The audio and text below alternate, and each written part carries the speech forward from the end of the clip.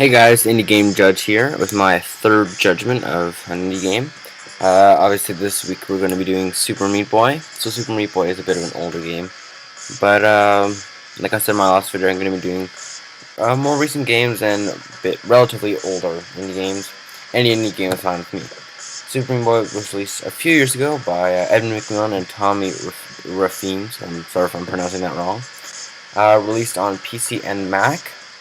And, well, let's get started. So, as a lot of you know, Super Meat Boy is a platformer. It's often regarded as one of the most difficult and frustrating platformers of all time. So, while it is true that it is frustrating, clearly I think that was an intentional part of the game. It was clearly designed to be frustrating and difficult, but not so much that it's just determined as unfair. So I'm just going to speed through some of the first early levels, just so you get a feel of what the game looks like and how it plays. So it's NES kind of style. Well, not quite NES, but you use the arrow keys to move, space bar to jump, and you use shift to run, hold shift to run, or sprint. And you can wall jump, you can pull off some pretty crazy long jumps if you're sprinting. So obviously, the level seems simple at first, but you were going to die a lot. I guarantee that. A level that should take maybe 30 seconds to complete may take you a hell of a lot longer. First you have to figure out how you're exactly going to play the level, but the execution is everything in this game. It is much more difficult to complete levels than they have first appeared. Once you have a little bit of practice, they get a bit easier, but obviously the more practice you get, the farther you're going to get in the game, and the levels are going to get harder.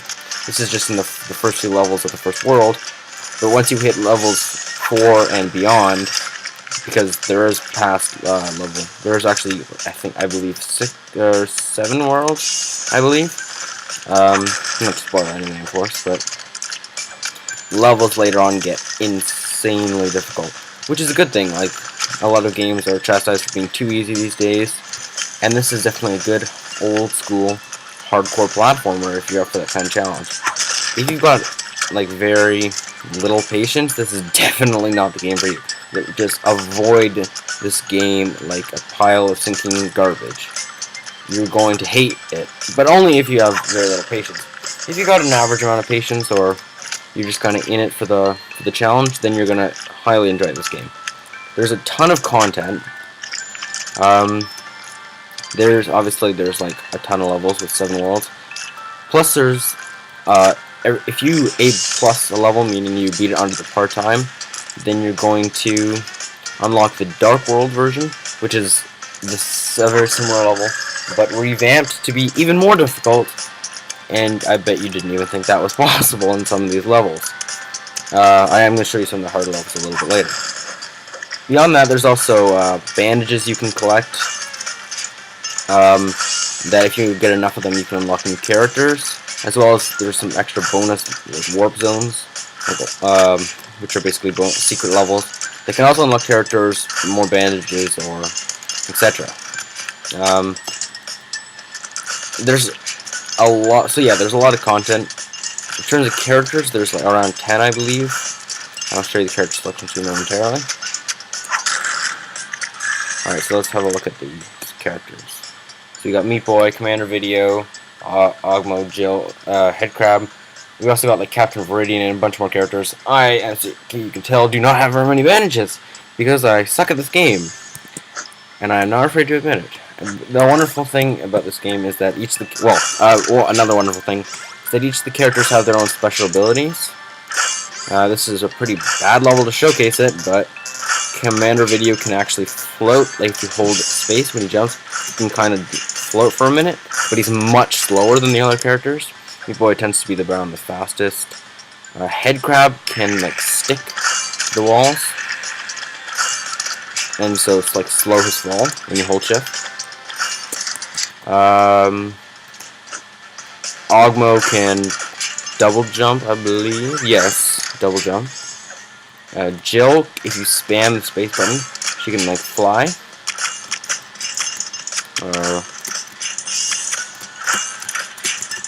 Oh no, she can slow her fall in midair. And there are a bunch of other characters, but I am too crappy to unlock them. Well, as of yet. So the top layer you can get for warp zones and the bottom layer for many advantages. Let's go back to the map. So as you see, there's warp zones here, that you can tell. And boss levels, which are very fun. And if you see you get the A on these, that means you can go to the Dark World. So if you hit Shift on the world map, then you get, then you get the much harder versions available. And for example, the first level in Dark World. Alright, so yeah, as you can see, it's instead of this, the super easy starter level now has a ton of saws. It's still not insanely difficult, but that's simply because it's the harder version of the first level. Just wait till you see some of the harder levels of the later levels in the game. Alright, so let's have a look at the later worlds.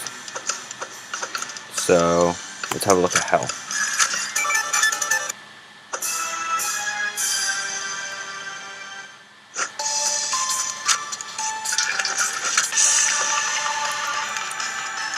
As you can probably tell, most obviously the levels get harder as you go on. But by the time you get to around level World 5 or 4-ish, they start to get insanely difficult. So only the people who really have A, a lot of time in their hands, B, a lot of patience, and C, some crazy platforming skills are going to be able to make it to the very end. So yeah, it's a very difficult game, but that's you can give it a bit of credit for that. It doesn't seem too unfair, and the real insane levels are not the Dark World, and so they're completely optional anyway. And it's not supposed to be a game for casual players who just feel like an easy platformer. If you want challenge, this is where you're gonna get it. The game's graphics are very charming. The sound is actually fantastic. Danny B is one of my personal favorites for making game soundtracks, and he doesn't. He comes through with this one as well as he does in other games. One of my favorites being The Binding of Isaac, which I will review on a later date. But this level is very difficult, at least for me. Perhaps not you, but then kudos to you, I suppose, because it is pretty difficult. Not the hardest level in the game, by any stretch of the imagination, but a hard one nevertheless. Now if I actually manage to beat this, which may not happen, I have beaten it before, but, you know, not even just to stretch it off. Oh my god. Yeah, you will begin to tear your own hair out of this game, after, if you play too long, so it's definitely good in short bursts, unless you're a truly skilled platformer. So yeah, making good use of the shift button to run, and when you shift, then you can do like very long jumps, is very important as well. And the boss battles in this game are very well done as well. If I do not beat it here, where I will go right into showing you one of those. This will actually be a good level for Commander Video. Oh, no, alright. That took me a long time, as you can tell, so it is not an easy game. No, I'm not hating, but at least the one thing I dislike is the bugs. There are quite a few bugs, some wall clipping, that kind of stuff. I had in the second world, half the time the boss wouldn't even trigger, and I'd just be stuck in the level, and he wouldn't do anything. The game is available on Windows and Mac, but the Mac version has a ton of bugs. It's really not the greatest Mac port, like, it's actually really bad. And it's definitely playable if you're on OS X 10.7 Lion or below. If you're on Mountain Lion and you don't have a Windows PC available, or a Mac with an older OS, don't get this game. The bugs make it practically unplayable 90% of the time.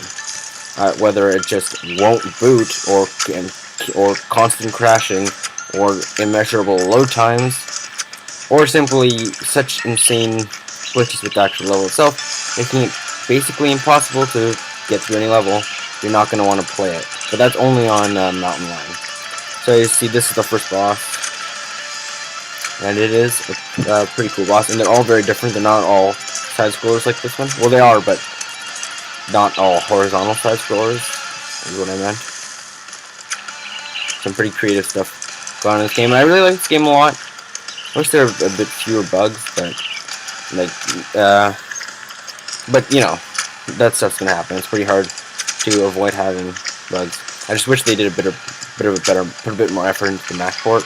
But I heard there were a lot of shit going on in the game, like going on with getting it done on time and stuff. So I guess it's kind of forgivable. But even still, they should really warn people about getting it if they're on Mountain Lion.